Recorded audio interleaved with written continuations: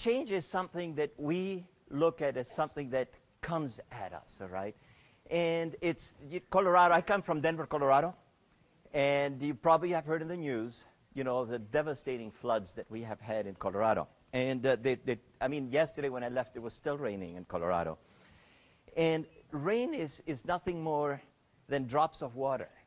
And when we take a drop of water from rain that comes down, and we take it one at a time, it's easy to take. But when it comes to us as a torrent, like it did in Colorado, we cannot manage it. So the idea with change is, how do we take it one drop at a time and assimilate it? So I hope is that in the next half hour, I can talk to you a little bit about why change should be fun and why we should joyfully embrace change. I mean, I had an employee once that came to me and said, Andre, you know, you are the kind of person that if we come running to you and we tell you the sewer pipe broke, and in the basement we are up to our necks in doo-doo, you will say, oh, great, what a fabulous opportunity to meet the plumber, okay? And so, no, I don't want to be that much of an optimist and to say that change truly is fun, but it's attitude. You know, how we accept change is truly up to us.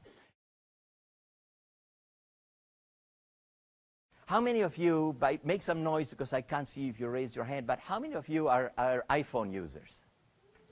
Whoa, yes. So how many of you changed now to the iOS 7 that just came out? Okay. So it's only a few of you, okay? It's a lot less, okay? The others are saying, I'm going to let those suckers try it out, right? And I'm going to wait and see how they bleed in adopting the new technology before I dive in. So there's not a lot of people that are standing there, oh man, I can't wait for iOS 7 to come out so I can learn a new system. Tell you what, I'm one of those. I love technology and I love the changes that technology can bring to us. And for me, I lost my eyesight 2 years ago, very suddenly. And you can't believe what a difference my iPhone makes for me and my iPad. They read everything to me. But when they change the system and it comes up with iOS 7, okay, I have to relearn a whole new system. The gestures that I use are different from the ones that you use. And I have to completely relearn it. So it is harder for me to absorb a whole new operating system. But I just can't wait to get my hands on it and see what are the improvements. What is the next significant thing? Because I want to grab that drop of rain that came down as iOS 7 and take it as a drop. I don't want to take it as an avalanche or a flood coming at me when I said I'm going to bypass iOS 7 because it's just too difficult to take. I don't want to do it right now. And I'm not ready for the change, okay? I'm going to wait it out. And what happens is when we do that, okay, we just keep reinforcing our fear of change. And then we don't change, and then the time leaves us behind. And we can't keep up with what is going on. I was in a meeting with one of my board members.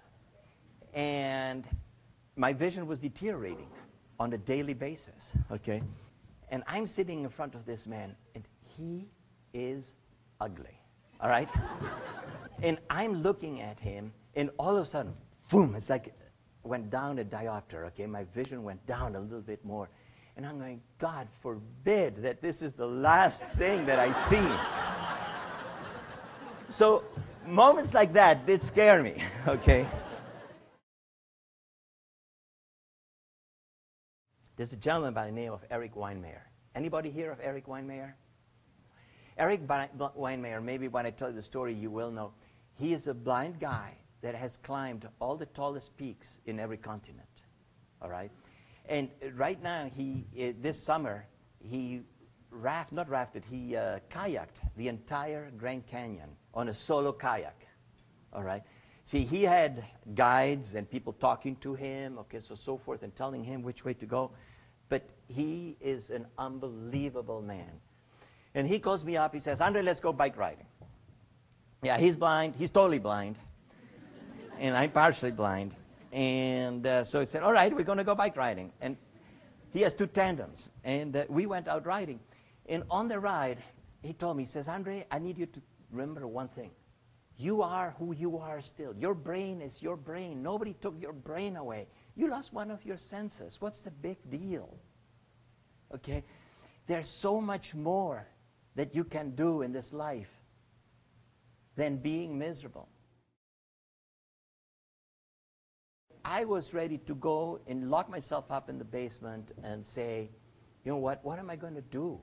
I lost my eyesight. And that is part of change. That is part of things that just happened. You remember that cute, cuddly little baby you had that turned into this gawky, pimple-faced, foul-mouthed teenager? It is change, right? What about us, right? We went from gorgeous to becoming our parents, right? And it's change. So why do we fight it? Why are we so upset with it? Okay? It's so much easier to just say, okay, I cannot control my eyesight, but I can control my attitude. It's change. So why do we fight it? Why are we so upset with it? Okay? It's so much easier to just say, okay, I cannot control my eyesight, but I can control my attitude.